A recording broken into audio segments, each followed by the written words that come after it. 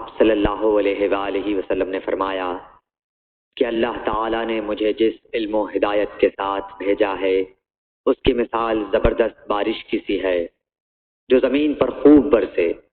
بعض زمین جو صاف ہوتی ہے وہ پانی کو پی لیتی ہے اور بہت بہت سبزہ اور گھاس اگاتی ہے، اور بعض زمین جو سخت ہوتی ہے وہ پانی کو روک لیتی ہے۔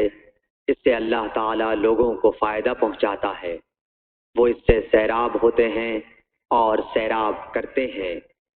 اور کچھ اور زمین کے بعض خطوں پر پانی پڑتا ہے جو بالکل چٹیل میدان ہوتے ہیں، نہ پانی روکتے ہیں اور نہ ہی سبزہ اگاتے ہیں۔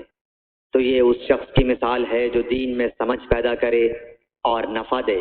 اس کو وہ چیز جس کے ساتھ میں مبعوث کیا گیا ہوں اس نے علم دین سیکھا اور سکھایا، اور اس شخص کی مثال جس نے سر نہیں اٹھایا یعنی توجہ نہیں کی اور جو ہدایت دے کر میں بھیجا گیا ہوں اسے قبول نہیں کیا۔